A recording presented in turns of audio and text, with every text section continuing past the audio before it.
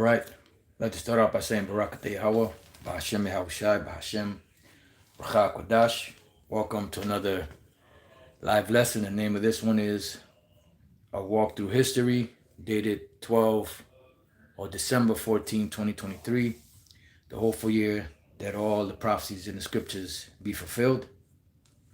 And once again, I'm back in this book, the New Testament in Antiquity.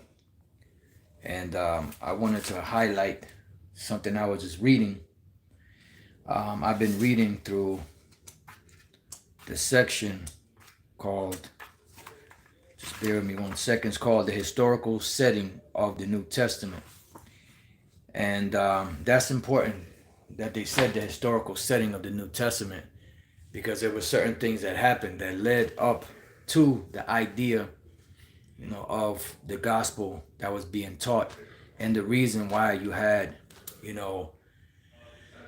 the scriptures address, people called the Gentiles for salvation, which are Israelites that were pretty much dispersed among the other nations.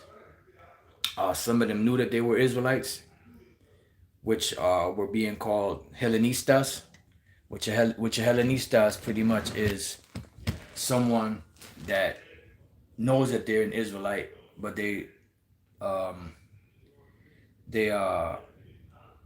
speak the Greek language, but then you had those that were called Hellene or Helen, which were Israelites that didn't know that they were Israelites. All right, and that's the difference. And this is why the Apostle Paul said there's no difference between the Jew and the Greek.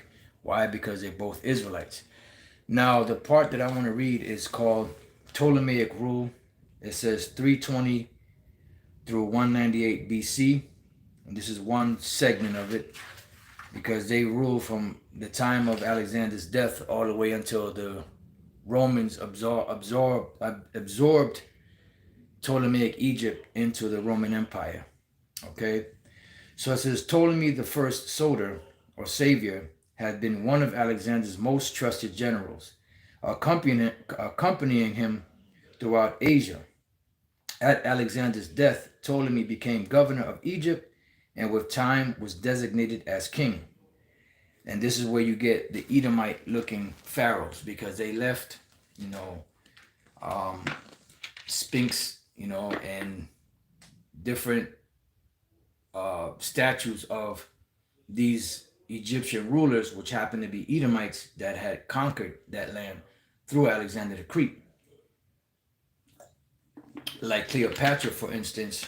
Cleopatra, there were 7 Cleopatras. Cleopatra was not a name, it was a title. And there were 7 of them. The most famous one was the 7th one, who married Mark Antony, so on and so forth. You brothers that have been studying know that history. And pretty much there was a series of Cleopatras. Now, Jake, that tries to cleave to Egyptology, which is nothing but the white man's religion,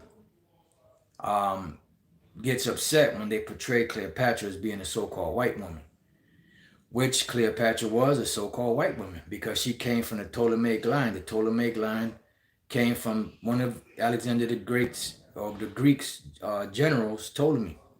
And she was one of the daughters and descendants of that whole line. So, of course, she was a so-called white woman. So it says, despite the turmoil of these years, Ptolemy successfully defended his hold on Egypt, because it's based off of prophecy. Based his capital at Alexandria, which was named after Alexander. You also had the famous library, the Library of Alexandria, and Hellenized the northern cities of the country.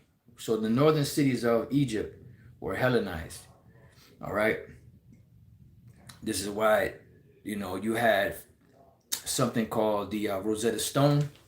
And the Rosetta Stone there's 3 languages. There's Greek, there's Demotic, I believe it's called, which is the Demotic, if I pronouncing it correctly, is the official language of those Hamites that lived there.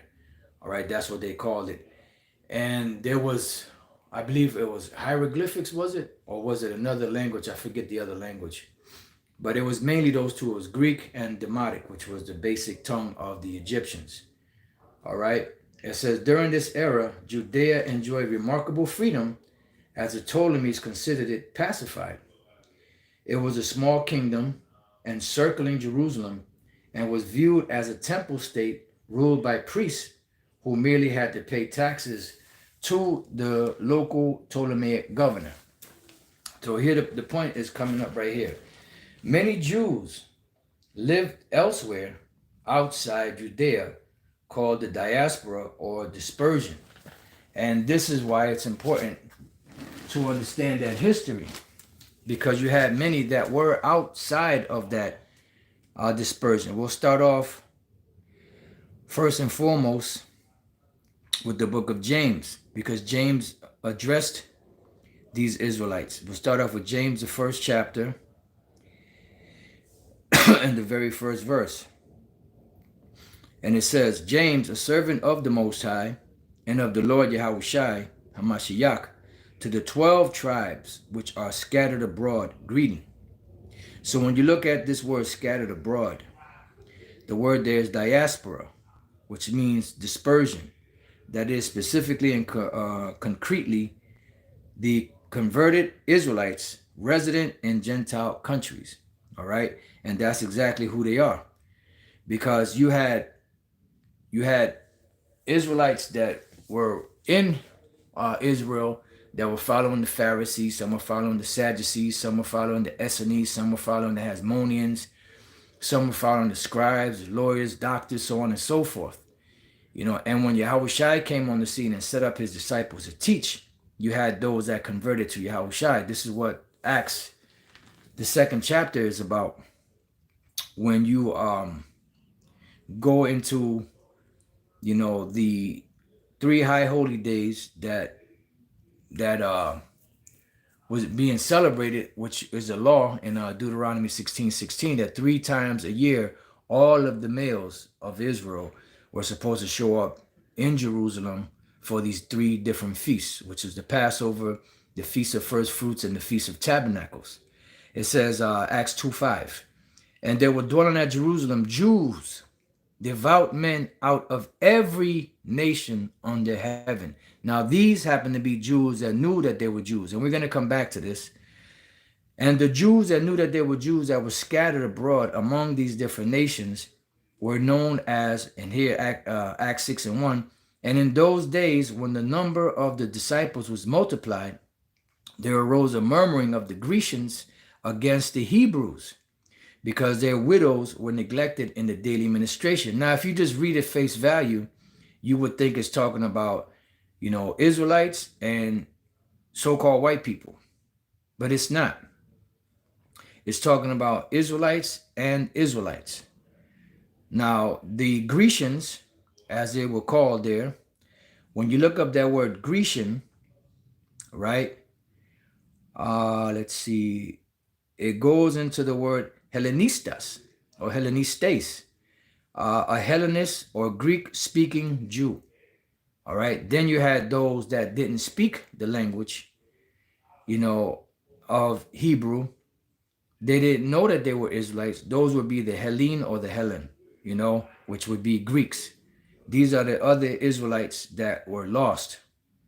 See, at least these, you know, the Hellenistas, they were residents in these foreign nations, and they spoke the language of those nations, but they still knew that they were Israelites, and they still came to worship the Lord, you know, but they just didn't speak the Hebrew language, or if they did, it would be kind of broken, sort of how we speak it, you know, broken, you know, a broken Hebrew, but they mostly, their first language was Greek.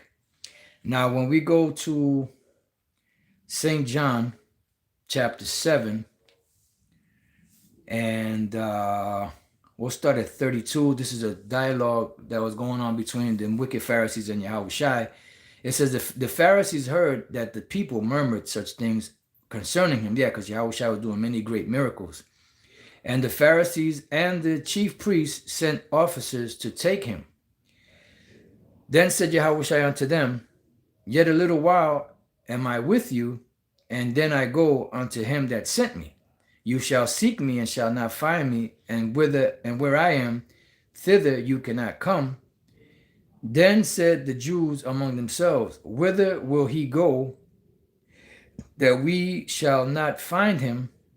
Will he go to the dispersed among the Gentiles and teach the Gentiles? Because by this point, you had Israelites that were scattered among the heathen, the actual heathen, and they were not, and they were being called heathen, Gentile, uncircumcised, stranger, foreigner, by the Jews that were in Jerusalem.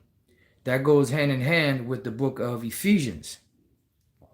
All right, the book of Ephesians, the second chapter, which these so-called, Christians try to use, especially that devil vocab, they try to use this scripture here to try to say that, no, that's talking about the heathen that actually were brought to no, this is talking about the Israelites that were brought from that heathen mind state, right? Because it says Ephesians 2:11, wherefore remember that you being in time past Gentiles in the flesh, right? Because you were in time past Gentiles in the flesh, because you were born into that. You were born into the ways of the Greeks, speaking the Greek language, eating the Greek foods, following the Greek customs. But that was in the past. And even in 1 Corinthians 12, it says, you know that you were Gentiles carried away into these dumb idols, even as you were led. Because that's what made Jake uncircumcised. All right. And there's a whole list of scriptures you could go to just dealing just on that point alone. It says, who are called uncircumcision. So you were being called uncircumcised by that which is called the circumcision in the flesh made by hands, which is talking about the Jews in Jerusalem called these Israelite foreigners uncircumcised. Why? Because they were following the customs of the Greeks. And the customs of the Greeks did not allow for circumcision. Israel was being penalized at one time for circumcising the babies. They were actually being put to death. So in order to show the allegiance of these sellout Israelites to the Greek Empire, or to Antiochus Epiphanes at the time, the fourth, what they did was they sewed on, the turtleneck back on their rod to make it seem like they were never uncircumcised. I mean, they were never circumcised, because you had to partake in those gladiatorial events butt naked. You had to exercise butt naked.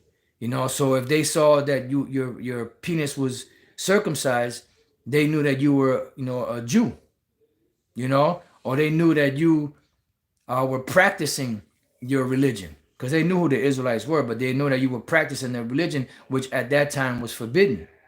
It says that at that time you were without Yahushai. See, so you were without the Lord, being aliens from the commonwealth of Israel. Why? Because the commonwealth of Israel belongs to the Israelites. It doesn't belong to anybody else. The commonwealth of Israel belongs to the Israelites. But you, at this point, you became foreign to this way of life. You were moved out of the way. You lost everything, right? It says, and strangers from the covenants of promise. And who are the covenants of promise given to? To the Israelites. All you got to do is read Psalms 147, 19 and 20. He showed his word unto Jacob, his statutes and his judgments unto Israel. He hath not dealt so with any nation, and as for his judgments, they have not known them. Praise ye the Lord. It says, having no hope and without the Most High in the world. See? So you were separated.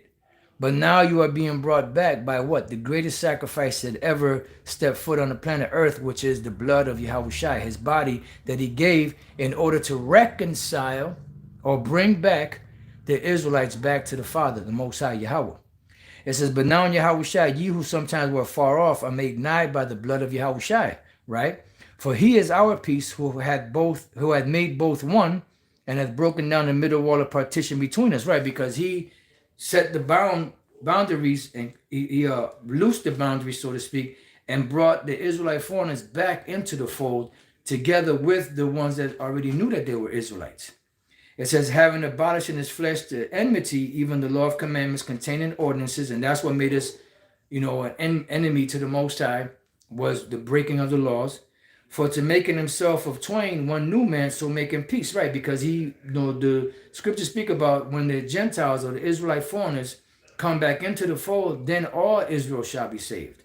Because you had a certain amount of elect that were among the nations that were being called Gentiles and circumcised that had to be brought back into the fold, along with some of the ones that already knew that they were Israelites, that were already part of this ministry. And that he might reconcile both unto the Most High in one body by the cross, having slain the enmity thereby. And the word reconcile means to be brought back into the good graces of. You cannot be brought back into the good graces of something that you were never a part of. All right. And no matter, and this is why you have that, replacement theology or supersessionism, because the only way that these heathens can try to fit themselves in to the truth is by removing the Israelites. All right. Right. Now the word reconcile in verse 16, right? Apokatalasso, to reconcile. There's another one. See, this is an offline. Oh, matter of fact, you know what? Let me go. I'm connected to the Wi-Fi. So let me go here. Let me pull it up, let me pull this up real quick. The book of Ephesians. Just bear with me. Ephesians chapter 2 and verse 16.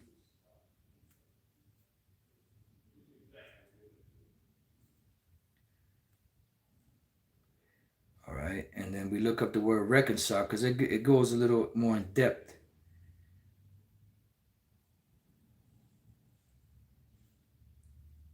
Is it the 16th verse? Yeah, reconcile. Right there. Apokatalasso, believe it is. Here it says to reconcile completely, to reconcile back again, bring back a former state of harmony. You cannot be brought back to a former state of harmony if you were never a part of that. Okay? So let's go. Matter of fact, I'm already there. Let's go to the book of St. John again, chapter 7. St. John, chapter 7. And I want to read it to you in the NLT, that verse 35. And so other versions also bring it out pretty good. That's why sometimes it's good to go to the other versions, but sometimes those versions go totally off. So we'll go to Bibles. All right, so the NIV, the Jews said to one another, where does this man intend to go that we cannot find him? Will he go where our people live scattered among the Greeks and teach the Greeks? Because they were being called uncircumcised. They were being called Greeks. They were being called all different, type of names that these Israelite foreigners understood that the Jews was calling them. This is why the Apostle Paul came back and said there's no difference between the Jew and the Greek. Why? Because they're both Israelites. So let's see if we can find the NLT here.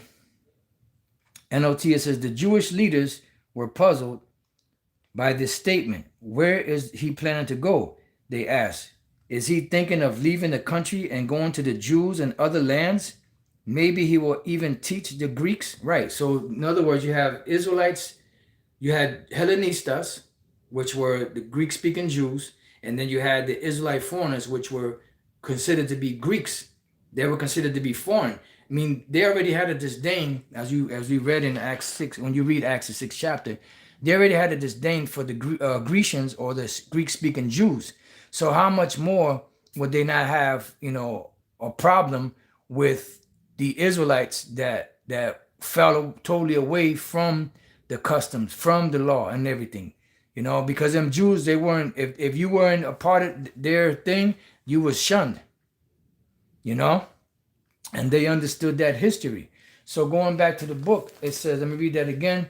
It says, many Jews lived elsewhere outside Judea called the diaspora or dispersion, and migration to the cities like Alexandria was common, building permanent Jewish communities there, right? And when you go back to Acts, the 6th chapter, right? Acts the 6th chapter and this and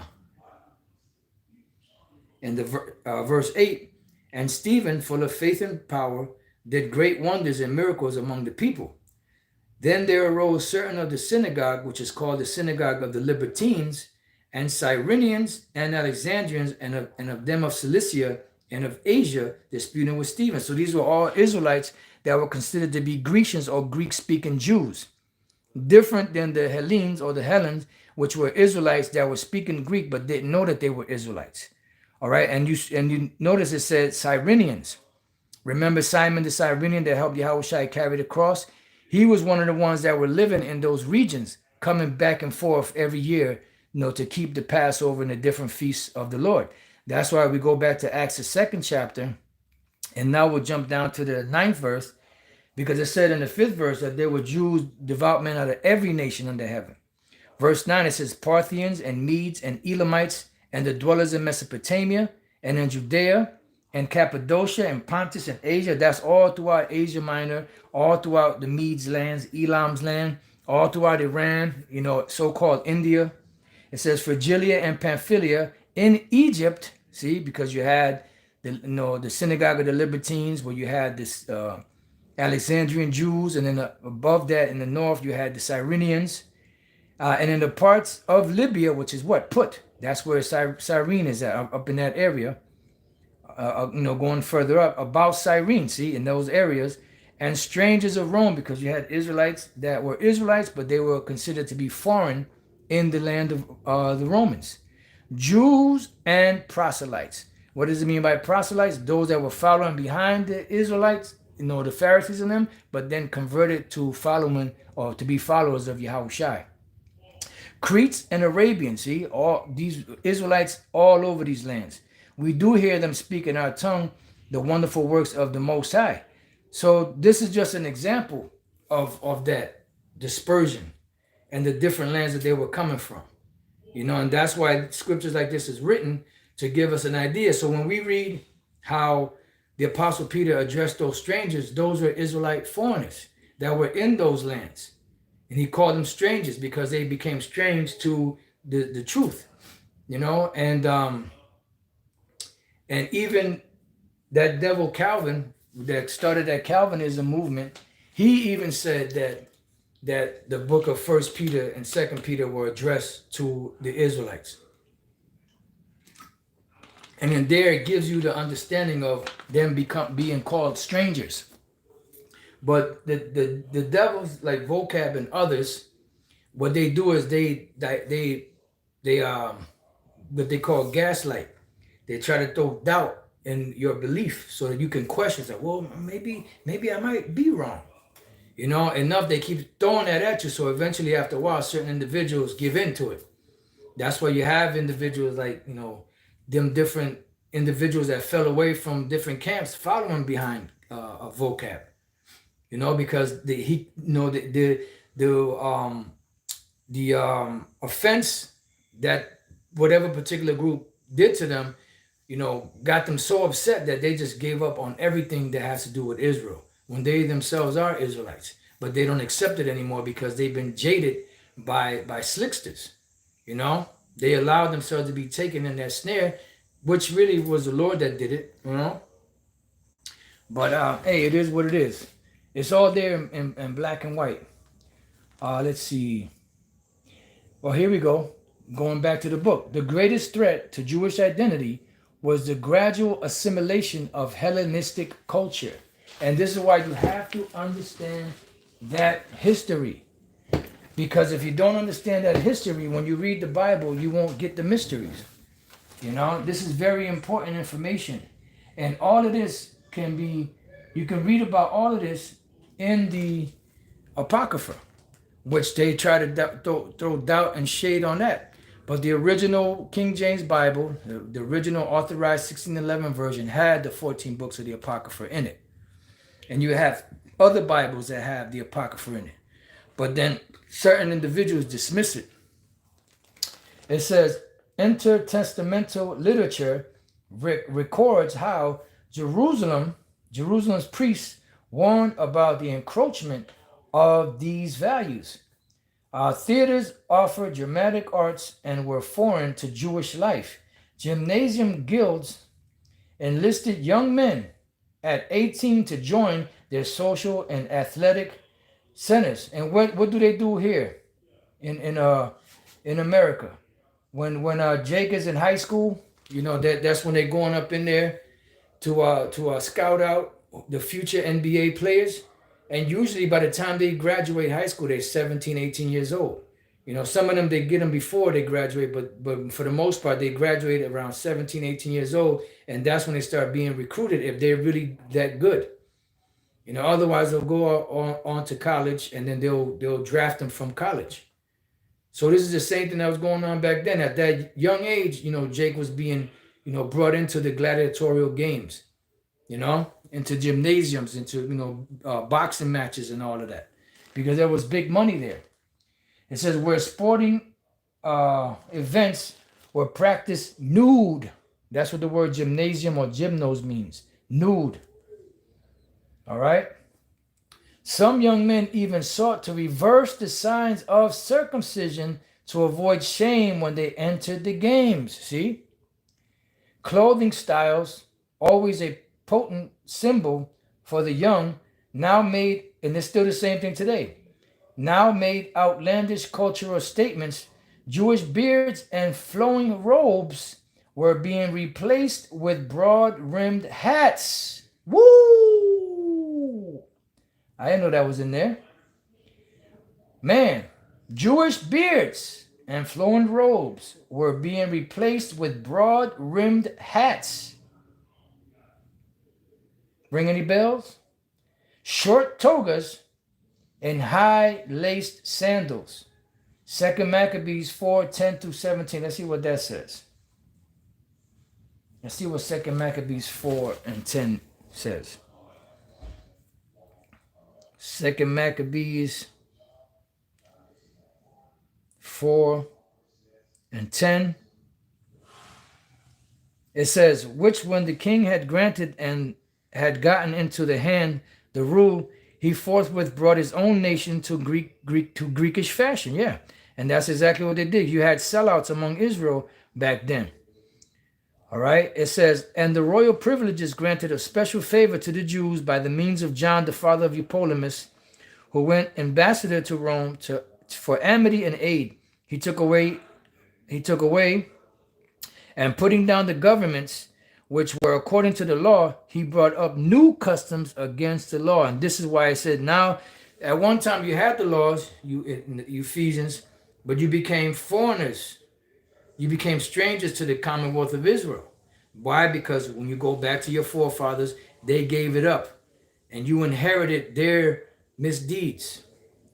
For he built gladly a place of exercise under the tower itself, and brought the chief young men under his subjection, and made them wear a hat. See, we just read that in the history book. Now such was the height of Greek fashions, and an increase of heathenish manners. And that's why Jake, became heathens, because they were following the manners and the culture and the customs of the heathen. Through the exceeding profaneness of Jason, that ungodly wretch, and no high priest, that the priests had no courage to serve anymore at the altar, but despising the temple and neglecting the sacrifices, hastened to be partakers of the unlawful allowance in the place of exercise after the game of discus called them forth. Right. And we just read that beards and long robes were replaced with broad-rimmed hats and short togas, not setting by the honors of their fathers. Right. So they didn't continue on in the custom and culture of their fathers. So they discontinued from their heritage, but liking the glory of the Grecians best of all. Right. Because you had those that persuaded them and told them it's better to go this way than to go go the other way, by reason whereof some calamity came upon them, for they had them to be their enemies and avengers, whose custom they follow so earnestly, and unto whom they desire to be like in all things. And that's why they became strangers and foreigners. For it is not a light thing to do wickedly against the laws of the Most High, but the time following shall declare these things. Beautiful. Beautiful. All right, let's see what else we got here. Jews began to use common Greek or Koine Greek as their common language. See? Thus, the Hebrew scriptures were no longer understandable in the synagogues. According to the ancient letter of Aristeas, the librarian of Alexandria calls for the first ever translation of the Hebrew scriptures into Greek. Right, and that was under Ptolemy II, Philadelphus, who actually had the Bible translated from the Hebrew to the Greek by, I believe it was 72 scholars who had done it in 70 days or something like that, and pretty much everything came out perfect, something along those lines. You could go and do the research on the Septuagint. Josephus tells us that the legend that followed this effort, Antiquity 12, 2 and 1 through 16, 17 through 23, Jerusalem's high priest chose 72 men, 6 from each tribe, who were fluent in both Hebrew and Greek. They traveled to and worked in Alexandria for a mere 72 days. There we go. Translating the Hebrew Bible, they presented their efforts to the Egyptian king and placed a curse on any who might change anything. This translation was completed in about 250 BC and was sponsored by Ptolemy Philadelphus, 285 to 246 BC. Among Greek-speaking Jews, such as Paul, this Bible became a standard text, serving both Judaism and early church for centuries. Today, scholars refer to the Septuagint, recalling it 72 translators. So you can go into, and the Septuagint goes off. They have a lot of stuff that goes off, additions and stuff. So we just stick with the Hebrew, and we do look at the certain Greek words, from time to time. But for the most part, that Septuagint is off, because they have a added clause at the end of the book of Job, talking about that Job was an Edomite and all this bullshit and nonsense. Said his name was Jobab, and it says his name is Job. But anyway, how the devil does. So with that, I pray that you brothers and sisters have been edified. This has been a walk through history, December 12th, 2023. I hope that you brothers and sisters have been edified. To the next time I say shalom.